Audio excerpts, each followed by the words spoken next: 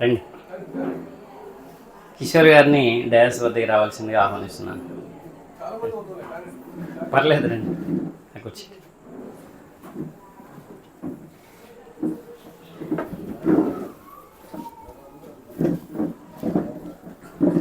కొద్దిగా సార్ రండి. మీరు రావడం మాకు చాలా సంతోషం. రండి. ఫ్రంట్ లైన్లో కూర్చోండి. ఫ్రంట్ సీట్లన్నీ ఖాళీ ఉన్నాయి. గోవింద్ర గారు, నమస్తే అండి. నమస్తే. మన గోవింద్ర గారిని లచ్చగూడెం స్టేజ్ మీద రావాల్సిందిగా కోరుతూ, చాలా సంతోషంగా ఉంది మాకు ఈరోజు మీ అందరి సమక్షంలో ఈ చిన్నసాన్ గారి ఇంటి నూతన గృహప్రవేశ ఆహ్వానానికి అందరూ వచ్చినందుకు మనస్ఫూర్తిగా ధన్యవాదాలు తెలుపుకుంటూ, షార్ట్లీ స్వీట్లీ మధురమైనటువంటి మంచి 4 మాటలు దైవాన్ని ఇనేటటువంటి అనుగ్రహాన్ని ప్రసాదించమని, ఏ మాటలైతే చెప్పబోతున్నామో అవి నీవు మా యొక్క ఆలోచన ద్వారా, మా నోటి ద్వారా వాటిని వీరి ముందుకి తీసుకురమ్మని మనస్ఫూర్తిగా కోరుకుంటూ, ఏ మాటలు వింటే మన హృదయం కొంచెం చలించిద్దో, కొంచెం ఆలోచించిద్దో అలాంటి మాటలు వినగలిగేటటువంటి అదృష్టాన్ని మన అందరికీ కూడా ప్రసాదించమని ఆ దైవాన్ని మనస్ఫూర్తిగా కోరుకుంటూ, ఔజు బిల్లాహి మినష్ షైతానిర్ రజీమ్ బిస్మిల్లాహిర్ రహ్మానిర్ రహీం. ప్రతి కార్యక్రమానికి ముందు అన్ని రకాల దుష్ట శక్తుల నుంచి సృష్టికర్త అయిన దైవమా, భగవంతుడా, నన్ను కాపాడమని నిన్ను వేడుకుంటున్నాను. ఎందుకంటే ఈ కాలచక్రం ఎప్పుడు స్టార్ట్ అయిందో ఎవరికి తెలియదండి. ఈ కాలచక్రం అనేది, అంటే కాలచక్రం అంటే అర్థమైందా? మొట్టమొదట సూర్యుడు ఉదయించిన రోజు భూమి మీద, రాత్రి పగలు ప్రారంభమైన రోజు కాలచక్రం అంటే అది. ఎవరైనా చెప్పలేస్తారా? కాలచక్రం దాకా వద్దులే కానీ, మొన్న ఎస్ఐఆర్లో అడుగుతున్నారు, మీ 5వ తాత పేరు ఎవరన్నట్టు చెప్పండి. మీ 5వ తాత పేరు, 6వ తాత పేరు కానీ 5వ తాత పేరు కానీ ఉన్నారా లేరా? 5వ తాత లేకుండా మనం వచ్చామా ఇక్కడికి? వచ్చామా? 6వ తాత, 7వ తాత, 8వ తాత, 10వ తాత, 50వ తాత, 100వ తాత. ఇక్కడ మనకి 5150 సంవత్సరాల క్రితం ఉన్నటువంటి భగవద్గీత మన ఎదురుగా ఉంది. 1450 సంవత్సరాల క్రితం దైవం ఖురాన్ పంపించాడు, అది మన దగ్గర ఉంది. 2000 సంవత్సరాలకు ముందు 2026 నడుస్తుంది, అప్పుడు ఇంజిల్ అంటే బైబిల్ పంపించాడు, అది ఉంది. 2000 సంవత్సరాలు అంటే ఒకసారి లెక్కేయండి. మీ 20వ తాత పేరు చెప్పాలి. చెప్పలేస్తారా? 6వ తాత పేరే చెప్పలేరు. 1400 సంవత్సరాల పూర్వం, 1450 సంవత్సరాలు మీ 14వ తాత పేరు చెప్పాలి. మీ 14వ తాత పేరు అయితే తెలియదు కానీ 14వ తాత అప్పుడు వచ్చినటువంటి దైవ గ్రంథం మన మధ్య ఉంది. ఏది? మీ పాస్బుక్లు, పట్టా పాస్బుక్లు అవన్నీ కూడా భద్రంగా ఎలాగైతే సరే అప్డేట్ అయ్యి మన ముందుకు వచ్చాయో అంత అద్భుతమైనటువంటి గ్రంథాలు. 150వ తాత పేరు ఇక్కడ ఉన్నోళ్ళు కాదు, ఈ ఊళ్ళో కాదు, ఈ భూమి మీద ఉన్నోళ్ళు కూడా ఎవరు చెప్పలేరు, నాకు తెలిసి చెప్పలేస్తారండి. 150వ తాత పేరు అప్పుడు వచ్చింది ఈ గ్రంథం. ఇప్పుడు చెప్పండి, మనమే గొప్ప, మనమే గొప్ప, నా తెలివి చూసినవా, నా బలం చూసినవా, నా యొక్క హోదా చూసినవా అని మనకి మనమే లోపల అనుకొని ప్రదర్శించాలని మనం అనుకునేటటువంటి భావాలు గొప్పయా? 150వ తాత అప్పుడు ఉన్నటువంటి ఇందులో మాటలు అప్పటి నుంచి ఇప్పటి వరకు ఎప్పుడు మారలేదు. ఈ 2000 సంవత్సరాలు అంటే 20వ తాత అప్పుడు ఉన్నది, ఈ 14వ తాత అప్పుడు ఉన్నటువంటి ఈ గ్రంథాలు గొప్పయా? ఒక్కసారి ఆన్సర్ ఇవ్వండి. మనకు అప్పుడు ఉన్నటువంటి వాళ్ళ పేర్లే తెలియదు కదా, కానీ ఆ కాలం నుంచి ఉన్నాయంటానికి ప్రూఫ్లు ఉన్నాయి. మీరు గూగుల్ చేయండి, చాట్‌జీపీటీని అడగండి, ఈ గ్రంథం వయసు ఎంత అని మీకు చెప్తుంది, టెక్నాలజీ చెప్తుంది. గ్రంథాలు చాలా గొప్పవి. ఎంత పెద్ద కాలచక్రంలో మన ఆయుష్, అంటే ఇప్పుడే స్టార్ట్ అయినాయి అంటే కాదండి. ఈ గ్రంథాలప్పుడే ఈ కాలచక్రం స్టార్ట్ అయిందంటే కాదు. లక్షల సంవత్సరాలు అవుతుందో, కోట్ల సంవత్సరాలు అవుతుందో మనిషి చెప్పలేడు. అలాంటి మహాకాల చక్రంలో ఇంకా ముందు మళ్ళీ మన మనవడు, మన ముని మనవడు, 10వ మనవడు, 20వ మనవడు, 30వ మనవడు ఎప్పుడు వరకు ఉందో, ఎప్పుడు అంతమైపోద్దో తెలియదు మనకి. స్టార్టింగ్ తెలియదు, ఎండింగ్ తెలియదు. కానీ ఇంత పెద్ద కాలచక్రంలో మనకొక 50 సంవత్సరాలు, 60 సంవత్సరాలు, 70 సంవత్సరాలు, లేదా 30, 40 మొత్తానికి ఒక ఆయుష్ అనేది ఇచ్చి ఈ భూలోకానికి పంపించి సకలం అంటే ఇందాక మన అబ్దుల్లా గారు చెప్పారు, పంచభూతాలని నీ కాళ్ళ ముందు పడేశాడు.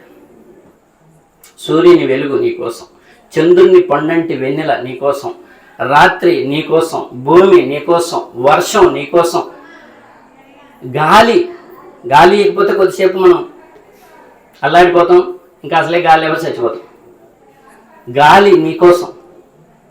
ఇలాంటి పంచమహాశక్తి గల పంచమహాభూతాలని మానవుడి కాళ్ళ ముందు పడేసి ఈ సృష్టి చూస్తేనేమో మహా అద్భుతంగా ఉంది. ఒక సృష్టిని ఇంటిగా నిర్మించి, ఇప్పుడు ఇల్లు ఉంది, ఫ్లోరింగ్ లాగారు, పైన వచ్చేసి అంత మంచిగా టైల్స్ వేశారు, పైన ఏమో స్లాబ్ వేశారు. ఈ ఇంట్లో కావలసినటువంటి వాటర్ సదుపాయం, కరెంటు సదుపాయం, అర్థమవుతుందా, అన్నీ కూడా కిచెన్, వంటగది, ఇలాగ అన్నీ రెడీ చేసిన తర్వాత ఇవాళ గృహప్రవేశం పెట్టుకున్నారు. ఈ ఇంటిని ఎలాగైతే వీళ్ళు శ్రమించి నిర్మించారో ఈ సృష్టి కూడా అలానే ఉంది. మనం ఒక్కసారి పరిశీలించితే ఇప్పుడు ఈ ఇంటికి ట్యాంక్ పెట్టారు పైన. పొద్దునే లేవగానే నీళ్ళు అయిపోయినంటే మోటార్ ఏమంటే మోటార్ వేస్తారు, ట్యాంకీకి నీళ్ళు ఎక్కితే మళ్ళీ తెల్లారి పొద్దునే దాకా ట్యాబులు తిప్పుకొని ఆ నీళ్ళు వాడుకుంటూ ఉంటాం. ఈ సృష్టి అనే ఇంటికి భూమిని పాన్పుగా చేశాడు, అంటే నివాసయోగ్యంగా, టైల్స్ పరిచినట్టుగా నివాసయోగ్యంగా చేశాడు. ఎవరు? సాయిబుల్ దేవుడా, హిందువుల దేవుడా, క్రైస్తవుల దేవుడా, జైనుల దేవుడా, బుద్ధుల దేవుడా, భారతీయ దేవుడా, విదేశీ దేవుడా? ఒక్కడా, ఇద్దరా, ముగ్గురా, ముక్కోట? ఈ భూమిని నివాసయోగ్యంగా మానవుడికి మహాకాల చక్రంలో 50-60 సంవత్సరాలు, 40 సంవత్సరాలు ఎంతో కొంత ఆయుష్ ఇచ్చి, ఇందాక అబ్దుల్లా గారు చెప్పారు, మనం పుట్టక ముందే మన కోసం ఏం కావాలో అన్ని ఏర్పాట్లు చేసి అప్పుడు మనని ప్రవేశింపజేశాడు ఈ భూలోకానికి.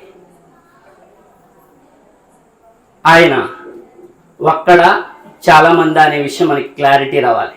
ఎందుకంటే ఇక్కడ ఎవ్వరం కూడా శాశ్వతంగా ఉండటానికి రాలే. నీటి మీద బుడగలాంటి జీవితం, భూమి ఆకాశాల మధ్య, అర్థమవుతుందా, భూమి ఆకాశాల మధ్య, పుట్టుక మరణాల మధ్య దైవం ప్రసాదించిన మహా అద్భుతమైనటువంటి జీవితం మానవ జీవితం కాదంటారా? మానవ జీవితం మహా అద్భుతమైన జీవితం. ఎప్పుడు ఆ పరాత్పరుణ్ణి, ఆ మహాశక్తిమంతుణ్ణి, ఈ కాలచక్రాన్నే నడిపించగల ఆ మహాశక్తిమంతుణ్ణి తెలుసుకొని ఆయన చూపించిన గ్రంథాల దారిలో, ఆయన చూపించిన యుగ పురుషుల ప్రవక్తల దారిలో, మార్గంలో నీ హృదయం ఒకటి చెప్తుంది, నువ్వు దారిలో, దైవ దారిలో లేవు, దారి తప్పిపోయావు. నువ్వు దైవ దారిలో ఉంటే నిండైన వెలుగు, ఇప్పుడు ఎంత వెలుగులో ఇవన్నీ ఎలా చూస్తున్నావు, నిండైన వెలుగులో నీ జీవిత ప్రయాణాన్ని చూస్తూ ఉంటావు. నన్ను భగవంతుడు నడిపిస్తున్నాడనే ఫీలింగ్ నీకుంటే నువ్వు సరైన దారిలో ఉన్నట్టు. ఆ ఫీలింగ్ నీకు లేదనుకో, దైవ దారి తప్పిపోయినట్టు. ఇప్పుడు మనం కూడా పశువులు తోలుకుపోతూ ఉంటాం, అన్ని రోడ్డును పోతుంటే ఒక 2 శాలతీలు 3 శాలతీలు పక్కకు దొరుకుతూ ఉంటాయి. అర్థమవుతుందా? పక్కకు దొరకటం అంటే ఏంటో మనకి స్పెషల్గా ఏం చెప్పక్కర్లే, మాది కూడా కోమటగూడమే, ఖమ్మంలో ఉన్నా కానీ అందరికీ తెలిసిన విషయం. అలాగే సరి అయిన దారిలో పోయేటటువంటి వారిలో మనం ఉన్నామా, పక్కకి తప్పిపోయిన పశువుల్లో మనం ఉన్నామా, అంటే పక్కకి తప్పిన మనుషుల్లో మనం ఉన్నామా అనేది పరిశీలించుకోవాలి. ఈ మహాకాల చక్రంలో అన్ని ఇచ్చినటువంటి భగవంతుడు సృష్టిని, భూమిని పాన్పుగా చేశాడు, ఆకాశాన్ని కప్పుగా చేశాడు. ఇక్కడ ఈ కప్పు నిలబడాలంటే, స్లాబ్ నిలబడాలంటే పిల్లర్లు, గోడలు అన్నీ కానొస్తున్నాయి. భూమికి ఆకాశం పైకప్పు, అక్కడే దిగినట్టు అనిపిస్తుంది. పొద్దుటూరు అవతల తూటుకొండల కేవతల కిందకి దిగినట్టు అనిపిస్తూ ఉంటుంది. అవునా కదా? దిగింది ఆడ ఆ తూటుకొండలో, లేకపోతే మా అయితే జంకలగూడెం కాడ కిందకి దిగినట్టు కాదు, చుట్టూ గుండ్రంగా అగో ఆడే దిగిందిగా అన్నట్టు కానొస్తుంటుంది. అదంతా మాయ. సూర్యుడికి ఎంతంతే కానొస్తాడు, మన పూరి అంత కానొస్తాడు. పొద్దున్నే చూస్తే మనం టిఫిన్ చేస్తాం పూరి అంత కానొస్తాడు. ఇవన్నీ మహా అద్భుతాలండి ఆ మనిషి ఆలోచిస్తే. అర్థమవుతుందా? ఈ ఇంటిని ఎలా నిర్మించాడంటే, ఇప్పుడు 3 కాలాలు పెట్టాడుగా, వర్షాకాలం, శీతాకాలం, ఎండాకాలం. వర్షాకాలంలో 3 నెలలు పుష్కలంగా వర్షాలు కురుస్తాయి. అంటే పొద్దున్న వెళ్ళేసి మనం వాటర్ వేసి ట్యాంకీకి నీళ్లు పట్టినట్టు ఈ 3 నెలల్లో పుష్కలంగా వర్షాలు కురిస్తే డ్యాములు నిండుతాయి, చెరువులు నిండుతాయి, మొత్తం కూడా అన్నీ. అర్థమవుతుందా? మన బోర్లలో నీళ్ళు వస్తాయి. వాటిని మళ్ళీ శీతాకాలం, ఎండాకాలం జాగ్రత్తగా మనం వాడుకుంటాం. ఎవరు తిప్పారు ఆ వర్షాన్ని, ఆ ట్యాబ్ని? వర్షాన్ని కురిపించే శక్తి ఎవరికి ఉంది? ఒక్కసారి ఆలోచించమంటున్నాడు. అర్థమైందండి? ఇంటిని నిర్మించాడు. మనం పొద్దునే లేచి మళ్ళీ పొద్దునే దాకా ఎలాగైతే నీళ్ళు నింపి వాడుకుంటున్నామో అలాగే వర్షాకాలం లేకపోతే ఏ కాలం లేదు. ఇంకా చెప్పుకుంటూ పోతే ఇక్కడ పొద్దుగోకింది లైట్లు వేసారా లేదా? ఇప్పుడు తెల్లారేసరికి లైట్లు బంద్ చేస్తారు. ఈ భూమికి ఒక పెద్ద లైట్ని అమర్చాడు అక్కడ.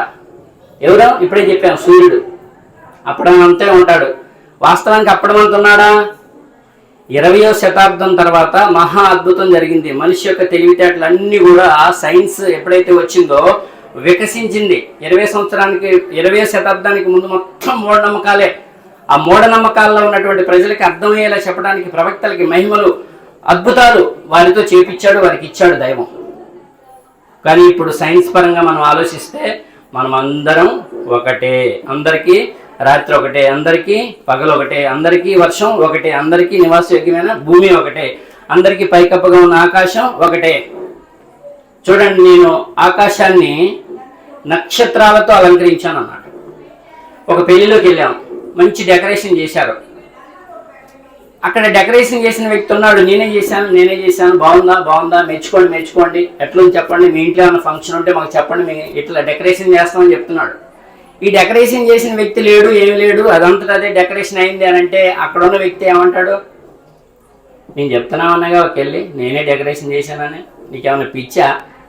డెకరేషన్ చేసిన వాడు లేడంటే అని అంటాడు. లేదా డెకరేషన్ చేసే వ్యక్తి లేకుండా అది డెకరేట్ అవ్వదు. మరి ఇక్కడ ఆకాశంలో ఉన్న నక్షత్రాలని కన్నుల విందుగా ఎవరు డెకరేట్ చేశారు? అది ఎంత అద్భుతమో తెలుసా? ఒక సూర్యుడిలో కొన్ని లక్షల భూములు పడతాయట. మన ఇప్పుడు భూమి ఏదైతే ఉందో ఇంత భూమి సూర్యుడు ఈ భూమితోని ఒక 2 రెట్లు 3 రెట్లు పెద్దలేడు. కొన్ని లక్షల భూములు సూర్యుడిలో పడతాయట. అంత పెద్ద సూర్యుడిని సృష్టించిన వాడు ఉన్నాడా లేడా? ఇక్కడ లైట్ వేసిన వాడు ఉన్నాడో, ఇక్కడ లైట్ తయారు చేసిన వాడు ఉన్నాడో, స్విచ్ చేసిన వాడు ఉన్నాడో, లైట్ వెలుగుతుంది, కళ్ళకు గానొస్తుంది, ఈ లైట్ తయారు చేసిన వాడు ఉన్నాడు అనేది ఎంత నిజమో. ఈ లైట్ దాని ముందు ఏంటికి పనికిరాదు, పోల్చడానికి కూడా పనికిరాదు. అలాంటి సూర్యుడు లాంటి లైట్ని భూమి మీద కాంతివంతంగా మనకి వశపరిచిన వాడు ఆయనే దైవం. అదే ఇవన్నీ పెద్ద పెద్ద సూచనలు. ఇలాగ భూమిని నివాసయోగ్యం చేశాడు, లైట్ని ఇచ్చాడు. అలాగే మనిషికి పగటిని ఉపాధి సమయంగా ఇచ్చాడు. పగులు పని చేసుకోవడానికి, తెల్లారింది ఇలా ఖమ్మం పోవాలి, లేదు శనికి పోవాలి, లేకుంటే ఇంకేదో పత్తిలో పాడు చేయాలి, పత్తిలో కలుపు తీయాలి, అంటమా లేదా? పనులన్నీ చేసుకోవడానికి పగటిని ఉపాధి సమయంగా చేసిన వాడు ఆయన మానవులందరికీ. ఇది అన్ని గ్రంథాల్లో చెప్తున్నాడు. అలాగే మనిషి పొద్దున్న లేచిన కాడి నుంచి సాయంత్రం వరకు కూడా పనిచేసి అలసిపోతాడా లేదా? అలసిపోతే అలసట తీరటానికి నిద్ర ద్వారా మళ్ళీ శరీరం శక్తిని పుంజుకునేలా నిద్ర ద్వారా పెట్టాడు, ఛార్జింగ్ పెట్టాడు మనిషికి దైవం. ఇప్పుడు ఈ సెల్ ఉంది, ఇప్పుడు 40-30 తర్వాత ఛార్జింగ్ అయిపోయింది, 10కి వచ్చింది, 5కి వచ్చింది, ఛార్జింగ్ అయిపోయింది. ఏం చేయాలి? దీన్ని ఒక పిన్ను గుచ్చి ఛార్జ్ చేయాలి. మనిషి కూడా అంతే. అలసిపోతే ఎటువంటి పిన్ను లేకుండా మనుషుల్ని నిద్ర ద్వారా ఛార్జింగ్ చేస్తున్నాడు. ఎవరైనా సాయిబుల దేవుడా, హిందువుల దేవుడా, క్రైస్తవుల దేవుడా, జైనుల దేవుడా, బౌద్ధుల దేవుడా అంటే కాదు. అందరికీ ఒకే దైవం ఉన్నాడు. ఆయన్ని అరబీలో చెప్తే అల్లా అంటారు, సంస్కృతంలో చెప్తే బ్రహ్మ అంటారు, హెబ్రీలో చెప్తే యెహోవా అంటారు. భాషాపరమైన మార్పే తప్ప భగవంతుడు మార్పు లేదు. ఆయన భూమి ఆకాశాలని ఈ యొక్క పుట్టించక ముందు ఆయన ఉన్నాడు. వీటిని ఇంటిలా నిర్మించి మానవుడికి పరీక్షగా వశం చేశాడు. ఇక ఇవన్నీ షార్ట్ నేను ముగిస్తున్నాను, అంటే వివరంగా చెప్పి ముగిస్తాను. ఇంత పెద్ద లోకంలో ఈ చావు పుట్టుకల మధ్య మనిషి వద్దన్న భక్తి భావన లోపల ఉంది. ఎవరికైనా ఉంది. హిందూ సోదరులకు ఉంది, క్రైస్తవ సోదరులకు ఉంది, ముస్లిం సోదరులకు ఉంది, జైనులకు ఉంది, బౌద్ధులకు ఉంది, భారతీయులకు ఉంది, విదేశీయులకు ఉంది. మనిషి అన్న వాళ్ళకి 99%, 1%ఏ నాస్తికులు ఉన్నారు, లేదా 2% నాస్తికులు ఉన్నారు. దేవుడు లేడు, ఏం లేడు, ఎవరే చెప్పేది, నా ముందు తీసుకురావను, నాకు నిరూపించమను, నాకు చూపిమని అనేవాళ్ళు 5%ఏ ఉన్నారు నాస్తికులు. వాళ్ళకు కూడా కష్టం వచ్చిందంటే, వాళ్ళకు కూడా ప్రాణం పోయే సమయం వచ్చిందంటే మళ్ళీ దేవుడా అంటారు. పైకి చూసి అంటారా? పెద్ద పెద్ద నాస్తికులను చూశానండి నేను. కమ్యూనిస్టులతో మాట్లాడాను, నాస్తికులతో మాట్లాడాను. నీ లైఫ్లో ఒక్కసారి కూడా నీ కష్టం వచ్చినప్పుడు దేవుడా అని అనకుండా ఉంటే నువ్వు నాస్తికత్వం మీద నిలబడినట్టే. అది అంతా కూడా స్థిరత్వం లేని నాస్తికత్వం. అర్థమవుతుందా? ఎందుకంటే చిన్న దెబ్బ తగిలితే మనిషి అమ్మ అంటాడు, పెద్ద దెబ్బ తగిలితే దేవుడా అంటాడు. అంటే దేవుడా ఎవరంటే ఒక్కడే. ఆయన్ని గ్రంథాల వెలుగులో తెలుసుకోవాలి. భగవద్గీత నేను డైలీ చదువుతాను. ఒక మహా అద్భుతం మన ముందు ఉంది అనిపిస్తుంది. ఒక 4 సార్లు పూర్తిగా భగవద్గీత చదివాను నేను. 4 సార్లు టోటల్ 700 శ్లోకాలు పైన ఉన్నాయి. 18 అధ్యాయాలు, 18 యోగాలు అంటారు. టోటల్ చదివాను. ఎందుకు అంటే నా ప్రజలందరికీ కూడా అర్థమయ్యేలా చెప్పాలి. దేవుడు ఎవరో అర్థమయ్యేలా చెప్పాలి. భక్తి అంటే ఏంటో అర్థమయ్యేలా చెప్పాలి. ధర్మం అంటే ఏంటో అర్థమయ్యేలా చెప్పాలి. గురువులు ఏంటో అర్థమయ్యేలా చెప్పాలి అనేటటువంటి ఒక తాపత్రయంతోనే, ఇంకేం లేదు. 18 సార్లు నేను ఖురాన్ టోటల్ చదివాను. ఇది గొప్ప కోసం చెప్పట్లేదు. ఇంత చదివినా కానీ వీళ్ళకి ఎలా అర్థమయ్యేలా చెప్పాలి అని అంటే, ఇప్పుడు అందరికీ 2 కళ్ళే ఉన్నాయి. కళ్ళు ఎవరు ఇచ్చారండి? మనకి కళ్ళు ఎవరు ఇచ్చారు? మనిషి అన్న ప్రతి ఒక్కడికి కూడా భగవంతుడే కళ్ళు ఇచ్చాడు. ఇది ఎవరైనా కాదంటారా? మీరు ఆయన ఏ పేరుతోనైనా పిలుచుకోండి, ఆయన అబ్జెక్షనే చేయట్లేదు. ఆయనకి లేని అబ్జెక్షన్ మనకెందుకు? అల్లా అంటేనే పలుకుతాడా అని అడగక్కర్లేదు మీరు.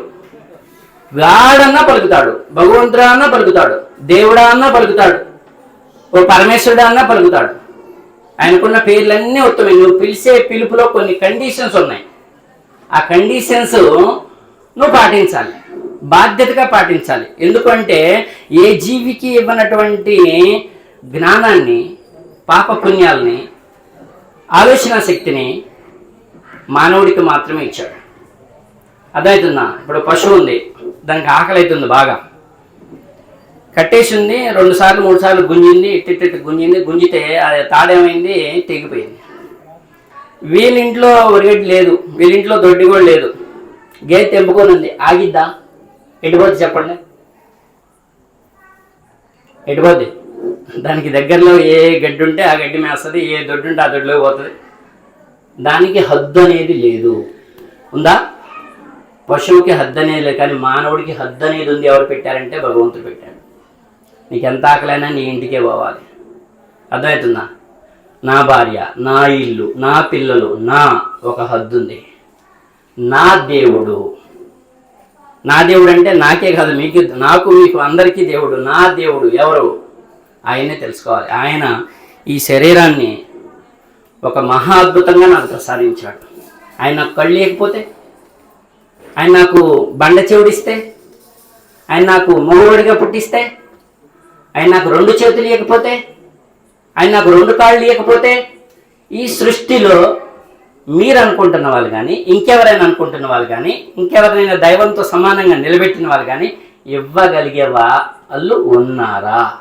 ఒకసారి ఆలోచించమంటున్నా.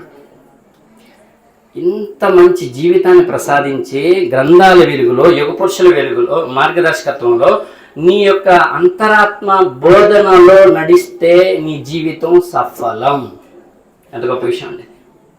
నేను అలా నడవను, ఎందుకంటే మనిషికి స్వేచ్ఛ ఇచ్చాడు దైవం. ఆయన చెప్తే నీ వినేదేంది, ఈయన చెప్తే నీ వినేదేంది, అది నేను చదవటం ఏంటి, ఇది నేను చదవటం ఏంటి అనే మాటలు మాట్లాడతారు చాలామంది. అదే ఇందాక నేను చెప్పాను, పశువులన్నీ దొరుకుని పోతున్నాం, అన్ని దారినే పోతున్నాయి, ఒక 4 తప్పిపోయినాయి. అలాగే గ్రంథాల మీద నుంచి మనం ఎంతమందిని తప్పిపోయాం? యుగ పురుషుల మార్గదర్శకత్వం మీద నుంచి మనం ఎంతమందిని తప్పిపోయాం? దైవం తన బాధ్యతని నిర్వర్తించాడు. ఏ మనిషి కష్టం వచ్చినా ఆపద వచ్చినా దేవుడా అని అంటాడు. చిన్న ఈనాటి పరిస్థితులు, ఒకసారి మనం అందరం వ్యవసాయం చేసిన వాళ్ళం. మిరప తోట వేసాం, ఇంత ఎత్తు వచ్చింది బాగానే. దానికి రోగం వచ్చింది, మందు కొట్టాలా వద్దా? కొట్టాలి. దానికి తగ్గ మందు కొట్టాలా వద్దా? తగ్గ మందు కొట్టాలి. వేరే మందు కొడితే తగ్గదు అది. ఇప్పుడు మానవులందరికీ ఒక ఎంత గుబ్బరోగం అంటారు కదా, ఆ గుబ్బరోగం కంటే భయంకరమైన ఒక రోగం పట్టుకున్నాడు. మానవత్వమే మంట కలిసిపోయేటటువంటి రోగం పట్టుకుంది. దీన్ని ఇప్పుడు సరి చేయకపోతే అర్థమవుతుందా? ఎవరి సంస్కృతి వాళ్ళది. అర్థమవుతుందా? సంస్కృతి సంప్రదాయాలన్నీ దేవుడే ఇచ్చాడు, గ్రంథాలన్నీ దేవుడే ఇచ్చాడు. అర్థమవుతుందా? అలాగే యుగ పురుషుల్ని ఆయనే పంపించాడు. ప్రతి సంస్కృతిని గౌరవించాలి. అందులో దేవుడు కోపం రానంత వరకు ఏదైతే ఉందో సంస్కృతిని గౌరవించాలి. ప్రతి గ్రంథాన్ని గౌరవించాలి. ప్రతి యుగ పురుషుల్ని, ప్రవక్తల్ని గౌరవించాలి. నువ్వు ఎంత తెలివిగలవాడివైనా ఎదుటోడిని కించపరిచేటటువంటి ప్రయత్నం ఎట్టి పరిస్థితుల్లో చేయకూడదు. చేస్తే అది దైవానికి నచ్చదు. ముందు ఈ రోగం ఏంటి అంటే మానవత్వం అనేది మంటగలిసిపోతుంది. ఎటు చూసినా మనిషి డబ్బు అయితే సంపాదిస్తున్నాడు, టెక్నాలజీ అయితే అద్భుతంగా కనిపెడుతున్నాడు, కానీ మానసిక ప్రశాంతతతో బతుకుతున్నాను, మంచి ఆరోగ్యంతో బతుకుతున్నాను, చాలా సంతోషంగా ఉన్నాయి నా భార్యతోని, నా సంపదతోని, నా సంతానంతోని, నా ఇరుగు పొరుగు పక్కన పెడదాం, నా భార్యతోని, నా డబ్బుతోని, నా సంతానంతోని నేను ప్రశాంతంగా బతుకుతున్నాను అనేవాళ్ళు ఇక్కడ ఒక్కరు చేయొద్దండి. ఇక్కడే మన పొద్దుటూరులో, ఇక్కడ మన హాజరైన వాళ్ళలోనే నేను ఒకటి అడుగుతున్నాను. నేను ఫుల్ ఆరోగ్యంగా ఉన్నా, నా ఆరోగ్యం పట్ల నేను హ్యాపీగా ఉన్నా. 1, నా భార్యతో నేను చాలా హ్యాపీగా ఉన్నా. 2, నా పిల్లలతో నేను చాలా హ్యాపీగా ఉన్నా. 3, నా డబ్బుతో నేను చాలా హ్యాపీగా ఉన్నా. ఏ చీకు చింత లేకుండా నేను ఉన్నా ఇక్కడ అని చెప్పి ఒక్కరు చేయొద్దండి. చెప్తాను, ఒక్క చేయొద్దండి. ఏమైపోయింది? నేను ఎత్తుతున్నాను. నా 25 సంవత్సరాలు 15 సంవత్సరాలు నా అన్వేషణలో, నా పరిశీలనలో ఈ చేడని మనం తొలగించుకుంటే అయిపోయింది. ఈ చేడని మనం తొలగించుకుంటే అద్భుతంగా ఈ మిగిలిన జీవితం అన్న సార్థకం అవుతుంది. దేవుడి దయ వల్ల ఎలా సార్థకం అవుతుంది అనేది ప్రసంగం అంతా మీ ముందుకు వచ్చింది. అదేంటంటే మనం దేవుడి ముందు జీరో అయిపోవాలి. జీరో. ఎందుకంటే ఈ గుండె ఎప్పుడు ఆగిపోద్దో తెలియదు. ఇవాళ నిద్రపోయామంటే రేపు పొద్దున్నే మళ్ళీ లేస్తామో లేదో తెలియదు, కానీ దేవుడికి తెలుసు. అంటే ఇక్కడ విదేశీ ప్రయాణం చేసిన వాళ్ళు ఎవరైనా ఉంటే అర్థమవుతుంది. మనం విమానం ఎక్కక ముందే మళ్ళీ ఆ దేశం నుంచి ఎప్పుడు వెనక్కి రావాలో టికెట్ ఇస్తారు. అంటే రిటర్న్ టికెట్ ఇస్తారు, వెళ్ళేటప్పుడు టికెట్ ఇస్తారు. దేవుడు కూడా ఇక్కడికి తీసుకొచ్చేటప్పుడు మనకి డేట్ ఫిక్స్ చేశాడు, ఇక్కడ నుంచి తీసుకుపోయే డేట్ కూడా ఫిక్స్ చేశాడు. అలాంటి దైవం నా కళ్ళు, నా శరీరం, నా గుండె, నా లోపల భాగాలు, నన్ను పిల్లవాడిగా, యవనస్తుడిగా, వృద్ధుడిగా నా జీవిత చక్రాన్ని ఆయనే నడిపిస్తున్నాడు. నా ప్రతి బాధ ఆయనకే చెప్పుకుంటా. అర్థమవుతుందా? నా ప్రతి బాధ ఆయనకే చెప్పుకుంటా. ఎందుకంటే ఈ కాలచక్రాన్ని ఏ శక్తి నడిపించలేదు, ఒక భగవత్ తప్ప, భగవంతుడి శక్తి తప్ప. ఆ కాలచక్రాన్ని నడిపించే మహాశక్తివంతుడికి నా జీవిత చక్రాన్ని సఫలమయ్యేలాగా, ఆనందంగా, అద్భుతంగా, నిండు వెలుగులో నడిపించని నేను ఆయన అడిగితే నా మాట ఆయన కాదంటాడా అనే భావన. ఒక చిన్న పిల్లవాడు ఒక 3-4 సంవత్సరాలు 5 సంవత్సరాలు కింద పడితే దెబ్బ తగిలింది, మోకాలకి తలకి దెబ్బ తగిలింది. తల్లి దగ్గరకు వచ్చి అమ్మ దెబ్బ తగిలిందని ఏడ్చుకుంటే ఎలాగైతే చెప్తాడో, మనం కూడా దేవుడి ముందు చిన్నపిల్లలం అయిపోవాలి, దేవుడి ముందు జీరో అయిపోవాలి. నువ్వు లేకపోతే నేను లేను, నీ అనుగ్రహం లేకపోతే నాకు ఆకలి కూడా కాదు. అర్థమవుతుందా? నీళ్లు తాగలేను, అన్నం తినలేను, వేసుకున్న సొక్క ఎప్పలేను, నడవలేను, అడుగేయలేను, మాట కూడా మాట్లాడలేను. ఇదంతా నేను మాట్లాడుతున్నా, నేను అడిగేస్తున్నా, ఇదంతా నీ భిక్ష అని 2 చేతులు ఎత్తి ఒక్కసారి అడిగితే ఆయన అంటున్నాడు, నా దాసుల్లోకి నేను చేర్చుకుంటాను. ఎందుకంటే కోట్ల మంది వచ్చిపోయారు భూమి మీదకి. అలాంటి అనుగ్రహాన్ని ప్రసాదించమని, దైవ మార్గంలో నడిచేటటువంటి అనుగ్రహాన్ని, గ్రంథాలన్నీ గౌరవించేటటువంటి అనుగ్రహాన్ని, యుగ పురుషుల మార్గదర్శకత్వంలో నడిచేటటువంటి అనుగ్రహాన్ని ప్రసాదించమని భగవంతుడితోని. ఇంత చాలా మంచి ఊరు ప్రొద్దుటూరు అంటే నాకు చాలా ఇష్టం. ఈశ్వర్ గారు కూడా ఎంతో చాలా ఇష్టం. ఒక మాటలో చెప్పాలంటే ఇది పార్టీలకు అతీతంగా మళ్ళీ ఒక మంచి వ్యక్తిగా మేము ఇక్కడికి ఆహ్వానించాం, అది దృష్టిలో పెట్టుకోవాలి.